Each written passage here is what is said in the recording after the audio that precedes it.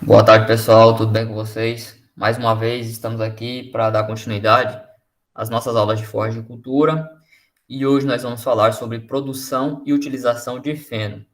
Antes de iniciar, eu queria saber se está todo mundo enxergando direitinho aí, se o áudio tá bom. Eita, agora tem gente chamando, vou ter que voltar aqui. Vamos lá. Vou voltar aqui. Letícia, beleza?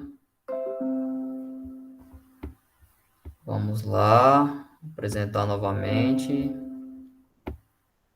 Queria que vocês me dessem feedback aí. Estão ouvindo direitinho? Estão vendo a apresentação já? Sim, professor. Muito obrigado. Então, pessoal, como vocês sabem, eu sempre gosto de iniciar qualquer assunto perguntando para vocês o que vocês já têm de conhecimento sobre o tema, né? Então, antes de entrar nos conceitos, que aqui está automático, o que alguém pode falar aí, o que entende, o que já sabe, ou o que acha que é produção e utilização de feno, por favor?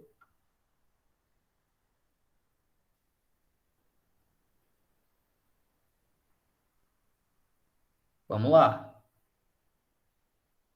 Marcos, Patrick, Tainá, Nicole, Márcia, Amira, Yasmin, Ana Laura, Renata.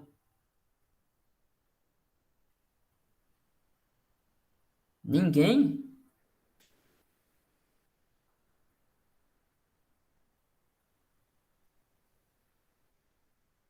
Bora, pessoal. Por favor. É quando se retira a água da forragem, professor, é o alimento desidratado? Perfeito. Tainá é? Não, é Ana.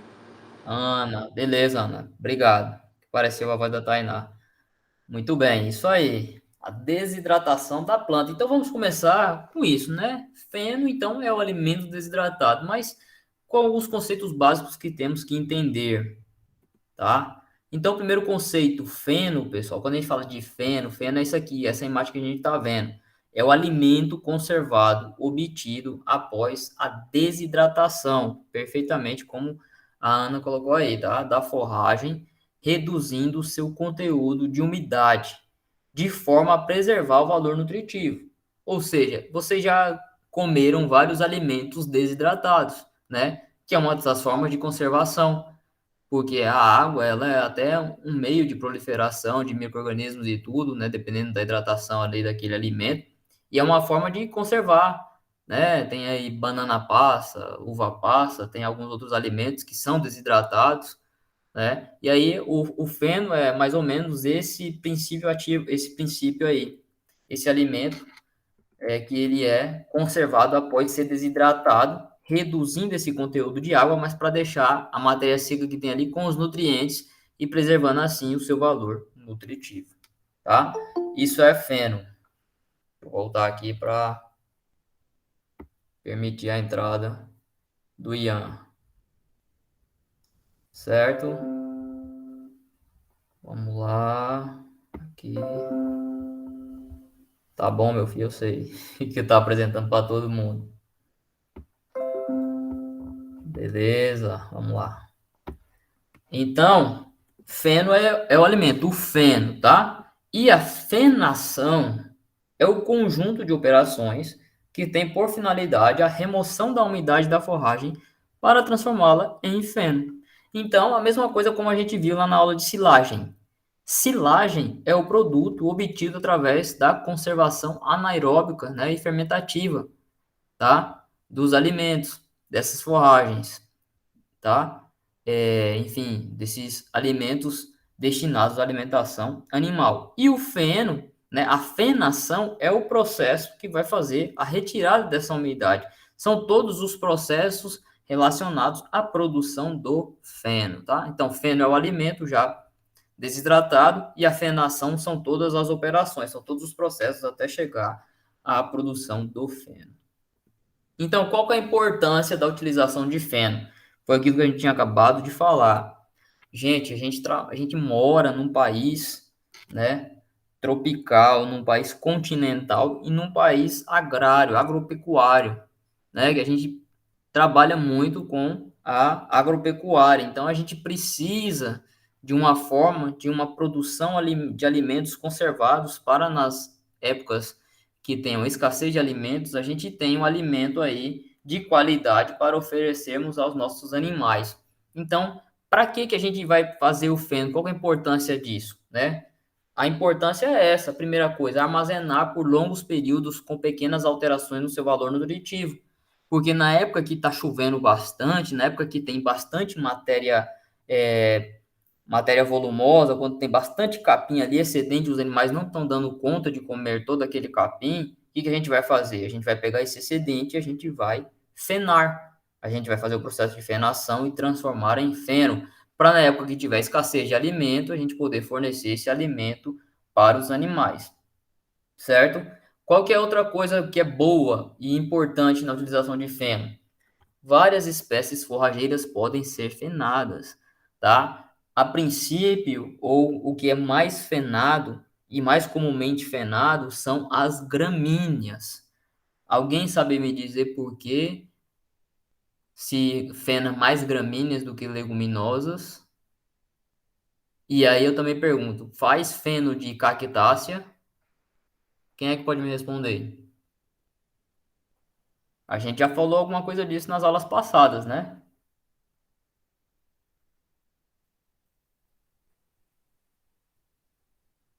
Não faz, professor, porque apresenta muita água. Muito bem. Teor de umidade é muito grande, então não teria quantidade suficiente de fibra bruta, não tem material suficiente para fazer o processo de fenação, no caso das cactáceas, né? Não se faz. Mas e aí, como a gente estava falando, por que que eu faço mais de gramíneas do que de leguminosas? Eu faço também feno de leguminosas, tá? Feno de glericídia, feno de leucena. Mas por que que eu faço mais de gramíneas? Quem é que sabe? Quem é que arrisca?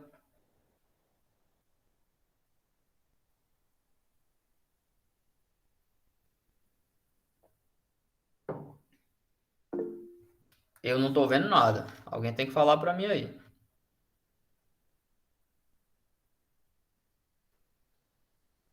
Por favor.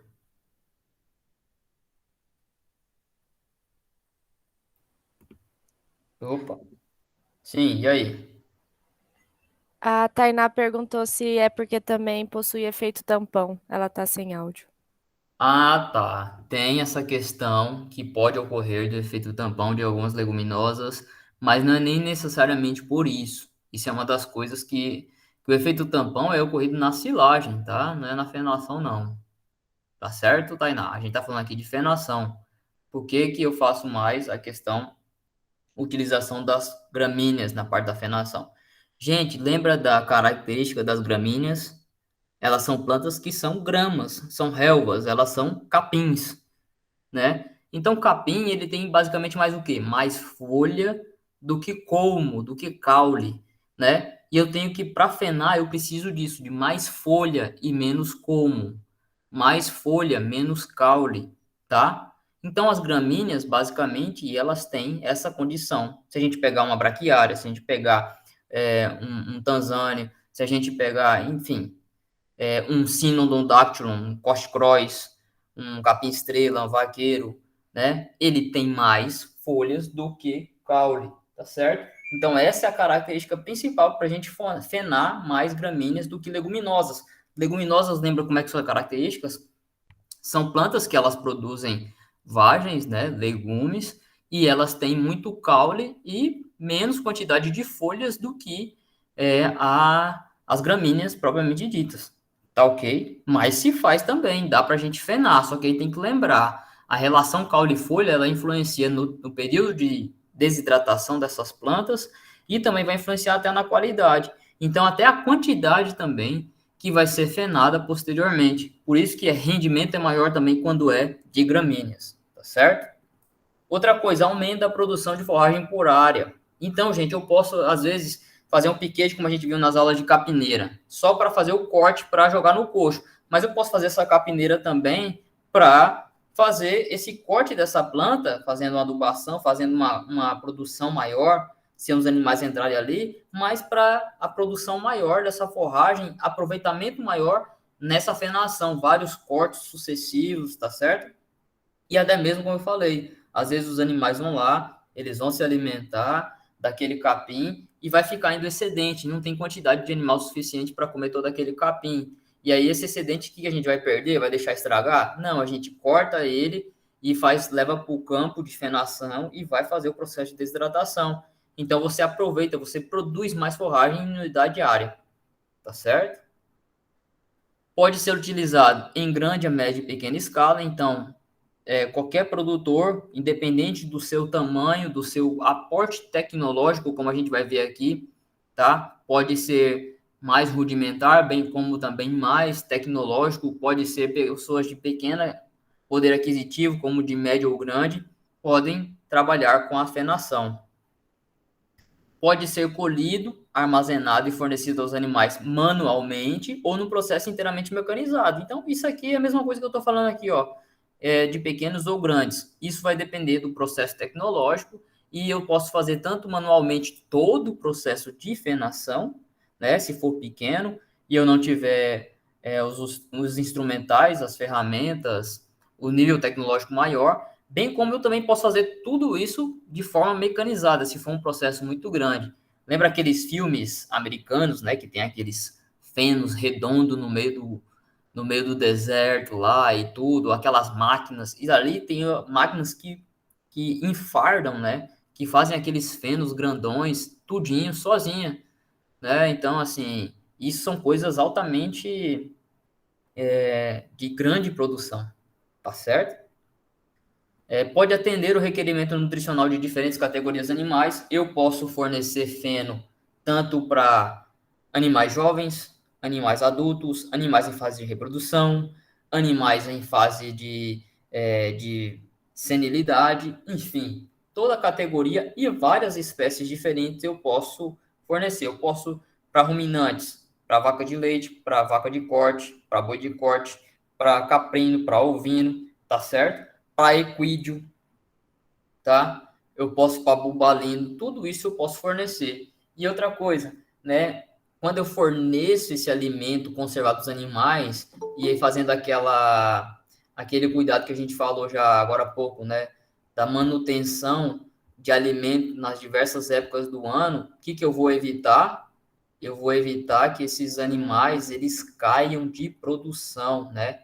Vou evitar a queda na produção desses animais. Tá certo, pessoal? Então, isso vai fazer com que mantenha a produção e, consequentemente, a produtividade do rebanho. Certo? Então, quais são as características ideais de plantas para fenação? Acabei de falar um bocado aí para vocês. Lembra que eu falei até da importância de se usar mais gramíneas do que leguminosas, né? Então, o que a gente vai pensar aqui, ó? Bom valor nutritivo. Isso aqui é a primeira coisa, seja para feno ou para silagem. Tem que ser uma planta que tenha bom valor nutricional. Senão não compensa você gastar esse tempo ou até um valor financeiro numa conservação de uma forragem que não é bem nutritiva, né? Ainda mais lembrando que ela vai ter perdas, né? Algumas perdas aí nutricionais, e se for um capim muito, muito baixo nutricional, você ainda perder vai adiantar, assim, talvez é melhor do que nada, mas a gente tem que pensar em buscar sempre o melhor. Então, busque logo uma planta com bom valor nutritivo.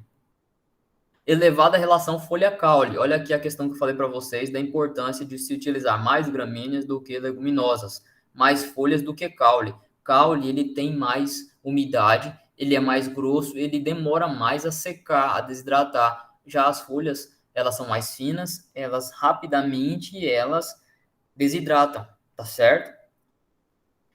Caules finos, né? Então, mesmo quando eu tenho que utilizar plantas que tenham caules finos, e aí eu vou lembrar também da idade da planta, pessoal. Quando eu penso na idade da planta, se eu pego uma planta muito velha, já estando na fase reprodutiva, sementeando, ela também já não tem, ela tem um caule muito grosso, ela está com pouca quantidade de nutrientes, como seria numa parte mais jovem, tá certo? Ela tem que ter tudo isso aqui, ó, elevada relação folha-caule, caule fino, para ter uma desidratação rápida e uniforme, tá? Então, até na hora que você for fazer o corte, você tem que ver de manter essa homogeneidade do capim cortado ou da leguminosa cortada, para ter uma desidratação rápida e uniforme, tá certo, pessoal? E aí, a planta que você vai utilizar, ela tem que também suportar cortes frequentes. Tem planta que ela não aguenta que você está sempre cortando, mas não é nem só pela questão da planta, é questão também do manejo do solo, da irrigação, né, da hidratação desse solo e dessa planta, do tempo, né, que você está fazendo. Então, tudo isso você tem que ver que ela vai estar ali para ela suportar esses cortes frequentes. Não adianta eu só ficar tirando da terra ou cortando aquela planta, eu tenho que dar condições a ela. Então, eu tenho que adubar, aí eu tenho que fazer lembra lá na implantação de pastagens, quando eu tinha que fazer a calagem, quando eu tinha que cuidar de todos esses aspectos importantes para um bom desenvolvimento de uma planta forrageira, tá certo? Que tenha boa produção, claro, porque eu vou ter que pegar ali e fazer com quantidade, eu não vou pegar e parar meu trabalho para fazer uma fenação de 20 quilos de capim. Vai adiantar o quê? Eu tenho que fazer uma coisa grande, lá, toneladas. Então, tem uma planta que tenha boa produção. Então, uma área boa, entendeu? Né? Boa palatabilidade. Por que isso aqui é importante, professor? Gente, eu vou conservar um alimento, tá? Para dar para os animais depois com o tempo. É só a gente pensar na nossa analogia. Se eu deixar ali na minha geladeira para eu comer depois um alimento que eu não gosto muito, eu vou comer, mesmo eu com fome? Às vezes vou, mas se eu tiver outra opção, ou se eu não tiver com tanta fome assim, eu sei lá, não vou querer comer. Então pense nos animais também, tem que ser uma coisa que seja palatável para ele. E até para ficar mais fácil na hora de fornecer os animais, de não ter que precisar usar palatabilizantes, colocar um concentrado, uma ração que vai onerar mais o custo dessa produção. Tá certo, pessoal? Então, essa aqui, ó, você tá vendo essa fotinha desse capim? Esse capim aqui é um capim que tem qualidade, que tem características ideais de uma planta para fenação. É um capim Cynodon dactylon, tá?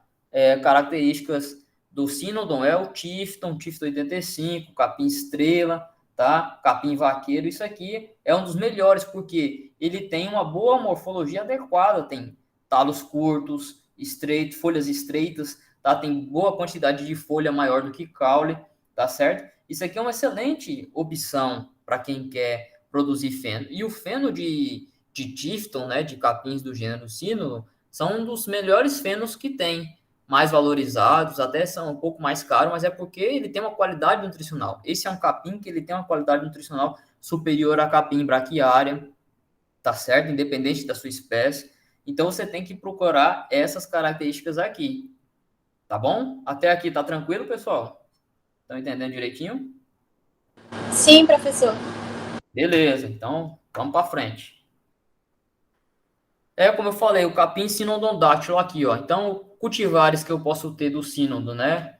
Dependendo se é o dactylon ou outras espécies, né? Pode ser cultivar capim bermuda, grama estrela, corte cross, gix, tifton, capim vaqueiro. Esses são os mais utilizados no Brasil. O tifton 85 é o mais comercializado, tá? Se você vai para algumas regiões do país, o pessoal costuma mais ver o capim vaqueiro. Mas corte cross, grama estrela, enfim, qualquer uma dessas aqui é tudo do gênero Cynodon, tá? E são cultivares que têm essas características que são ideais para uma planta para a fenação. E aí, assim, importante lembrar, são plantas que elas têm essa boa qualidade nutricional, mas elas também são exigentes em solos férteis. Então, eu tenho que dar condição para essa planta. É aquela questão que eu falei, não adianta eu só plantar ali e esperar que a planta faça tudo. Tem que ter a boa nutrição, né? Tem que ter um cuidado com esse solo, tá? Em adubação, em calagem, em manutenção periódica, em verificação. Não adianta só estar lá tirando, tá certo? São plantas perenes, então você pode fazer cortes frequentes ali, né? Só que qual que é o probleminha, né? Que fica mais caro ou mais difícil, mais trabalhoso a propagação por mudas, tá? Capins cultivares do gênero Psyllium, propagação por mudas, então às vezes é mais difícil até você conseguir essas mudas e arrumar mão de obra para plantar e tal, mas vale a pena, tá certo, pessoal? Para qualquer produção animal, seja ruminantes, equinos, vale muito a pena a utilização do gênero Cynodon. Produção de matéria seca aqui ela é boa, de 20 a 25 toneladas por hectare por ano, tá certo? E a questão de proteína bruta, 11 a 13%. Então, é satisfatório, é bom. Então, eu posso utilizar esse capim tanto para o pastejo direto ali e pegar o excedente para os animais, que os animais não ingerirem e a gente produzir esse feno, ou a gente só fazer um campo de fenação, tá? Um campo onde eu vou produzir como se fosse uma capineira, não deixa de ser uma capineira, né? Mas aqui não estou fazendo a capineira, o conceito dela é que ela é o capim utilizado mais necessariamente para o corte e jogado em coxo, né? Colocar em coxo. Então aqui um campo de feno é uma capineira, não deixa de ser, porque é gramínea, mas é um campo para a produção de feno especificamente, tá certo? Então os processos da fenação, pessoal, primeira coisa, né? A produção forrageira, eu tenho que lembrar como é que eu vou produzir essa forrageira, essa planta forrageira. Eu vou escolher essa planta forrageira dentre as características que eu já falei para vocês, tá? As características ideais que a gente já viu aí, relação folha-caule, caules finos, boa produtividade por área. Aí eu tenho que ver as características do meu solo, eu tenho que ver o tipo de região que eu estou. Enfim, eu tenho que escolher essa planta que vai adequar ao meu sistema. Formação adequada do estande, ou seja, eu tenho que pensar como eu faço numa implantação de uma pastagem. Eu tenho que realmente cuidar de toda aquela área que ela seja realmente formada, que ela seja composta por todo esse capim, tá? Não adianta só fazer uma implantação com várias touceiras e ficar várias partes sem capim, eu vou estar perdendo área aí, eu vou estar perdendo de produzir, certo? Eu tenho que manter a fertilidade do solo, porque, olha, eu estou fazendo vários cortes, pessoal. Quanto mais eu corto, para a planta voltar, ela precisa de mais nutrição. Então, tem uma elevada extração de nutrientes. E por isso que eu preciso melhorar e sempre estar mantendo a adubação, seja do solo, também foliar. Eu tenho que manter a hidratação, eu tenho que manter todos esses aspectos adequados para essa planta poder estar sempre produzindo corretamente. Controlar as plantas invasoras, porque eu não vou fazer um feno contaminado com outras plantas que não seja a ideal para os meus animais se alimentarem, e bem como pode ter até plantas tóxicas no meio aí, certo? Uso adequado do período de carência de herbicidas, então quando eu estiver produzindo, se eu for usar, né, que eu estou produzindo aquele capim para chegar ao período de corte, e aí tá tendo planta invasora e tudo. Se eu for usar herbicida, pessoal, eu tenho que usar o período correto, esperar o período de carência até para os animais não se intoxicarem, para eu produzir um feno de qualidade, inócuo, né, isento de qualquer resquício de algum princípio tóxico que pode vir a trazer prejuízos para a saúde dos nossos animais, tá?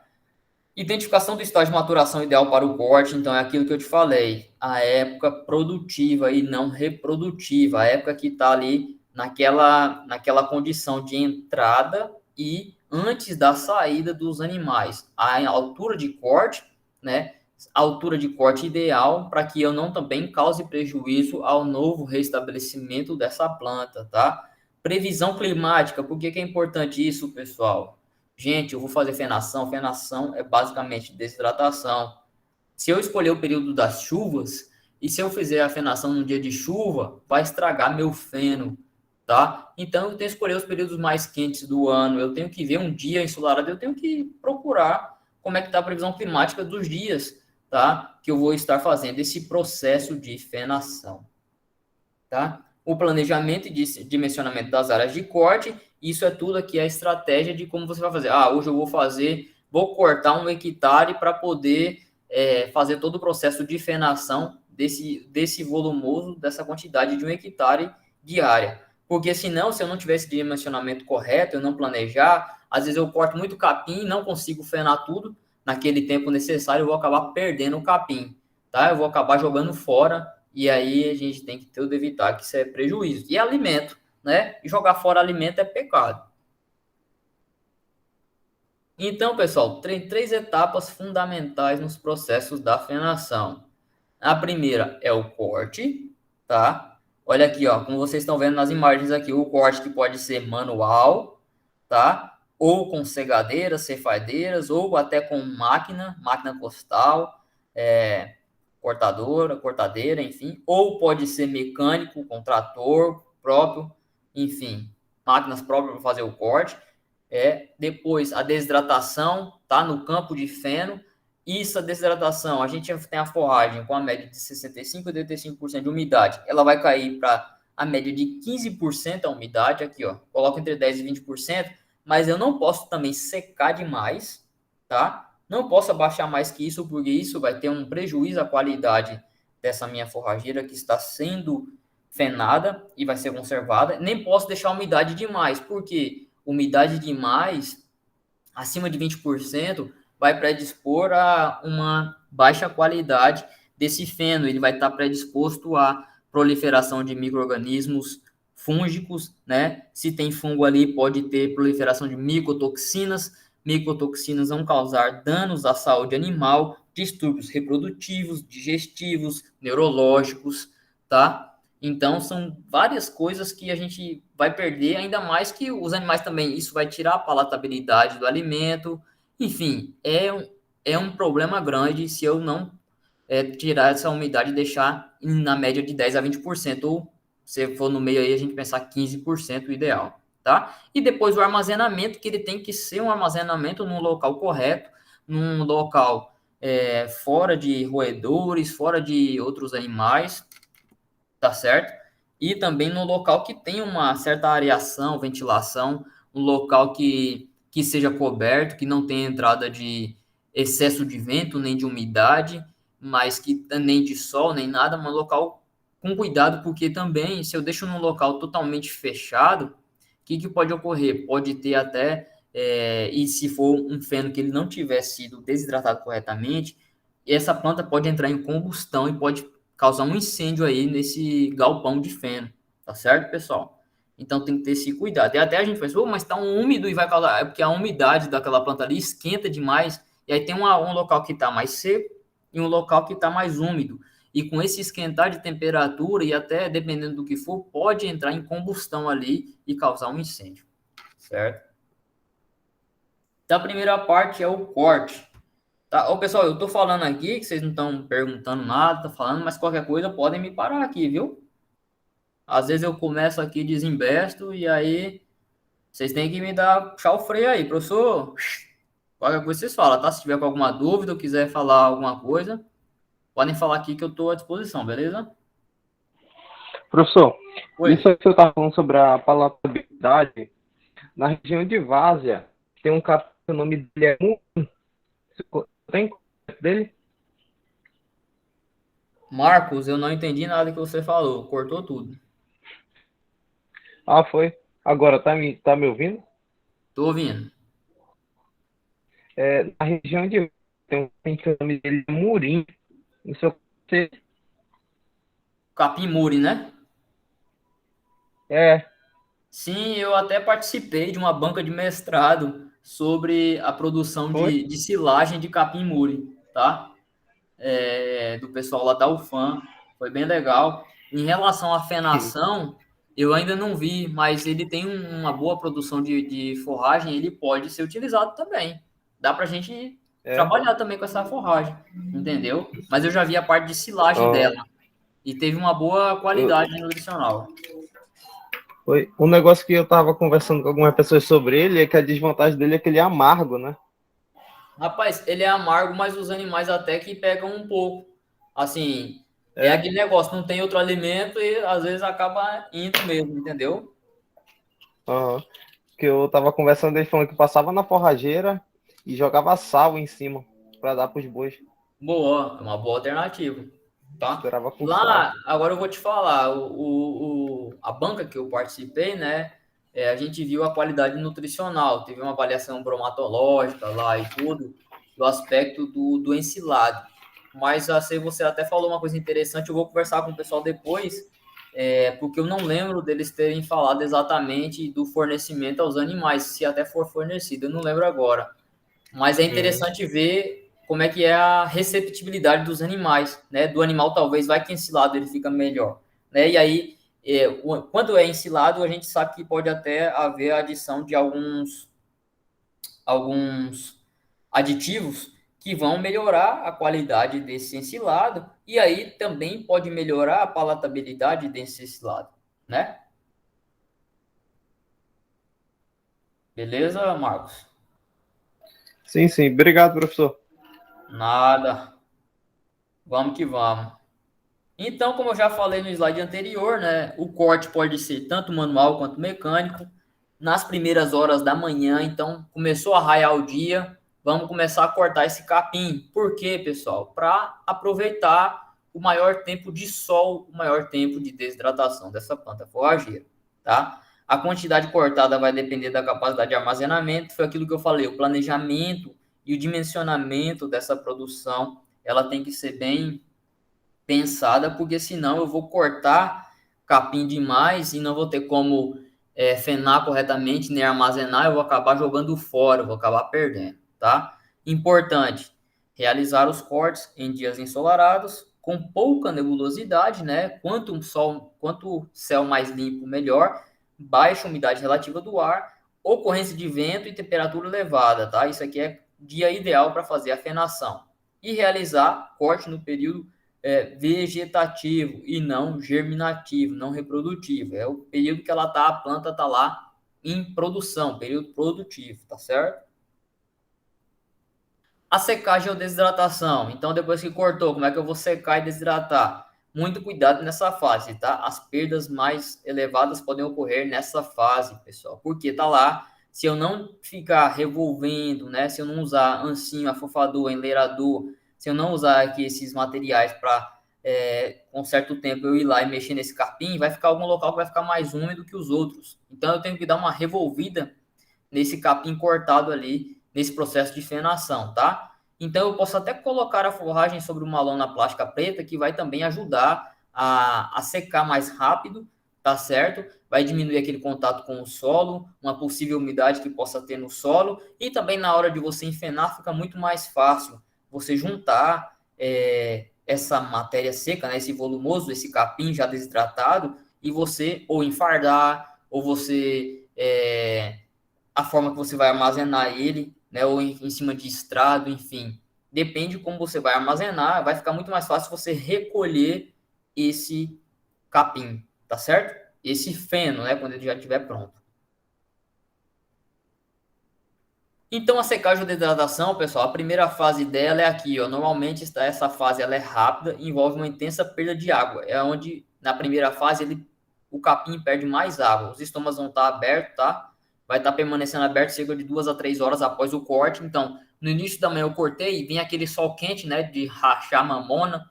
Vamos pensar, sol de 9, 10, 11 horas, meio-dia. E é a época que ela vai estar com os estômagos mais abertos para ela perder a quantidade mais rápida de água. E isso é muito importante. Quanto mais rápido perder nessa fase, melhor. Então, o teor de umidade pode estar em torno de 70%, 90%, né, 85% ali a média. Isso vai cair para a média até de 60%. É uma perda boa, tá?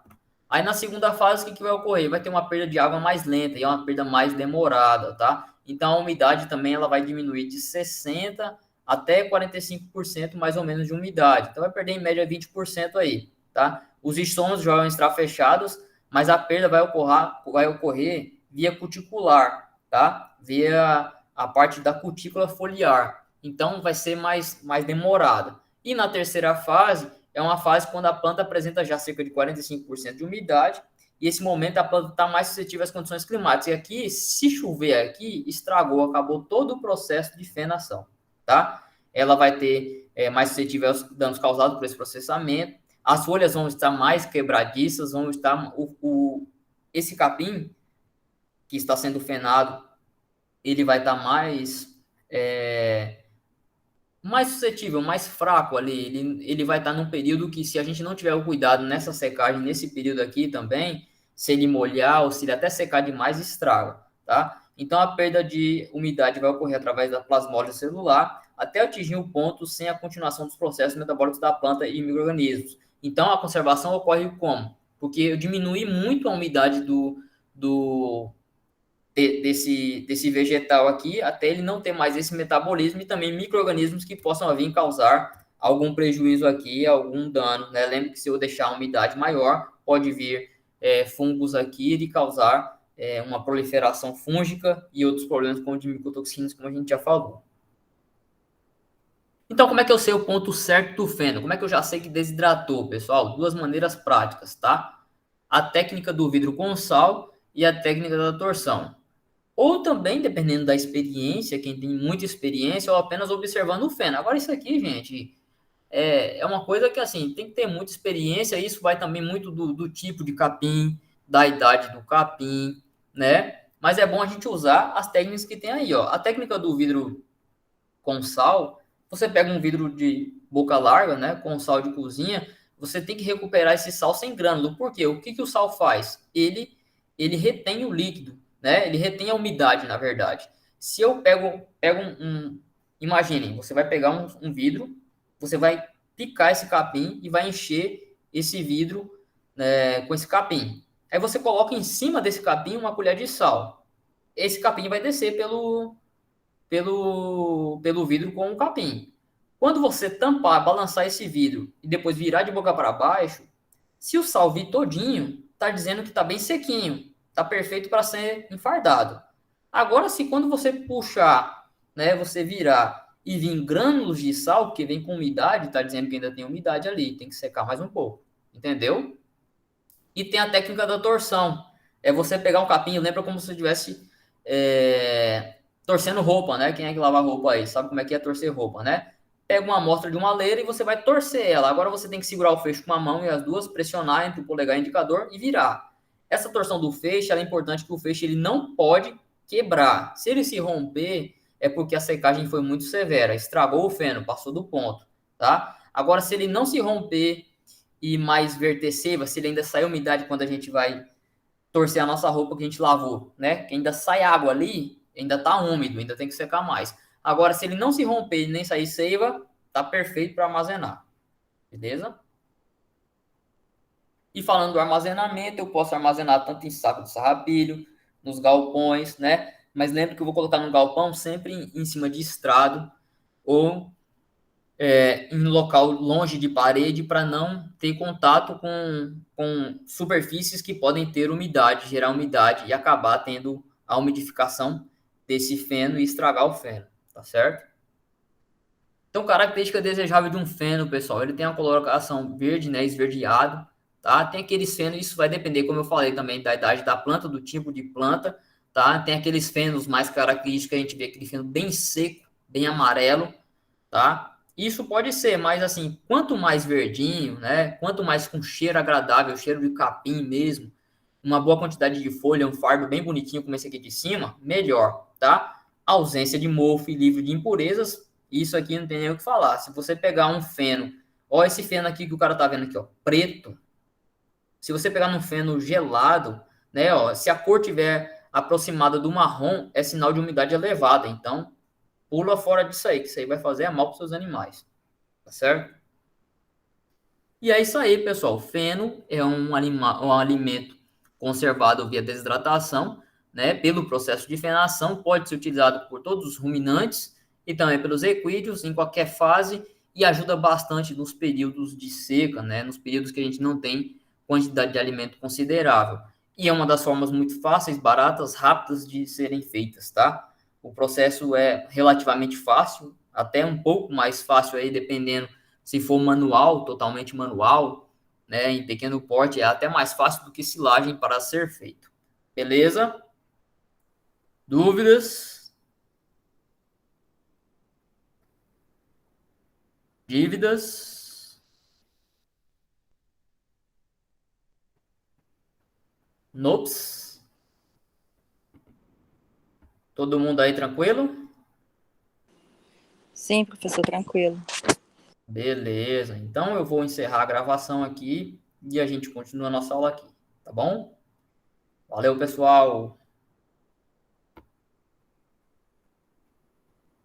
Cadê? Onde é que encerra agora, meu Deus? Olha eu apanhando do trem. Aqui, achei.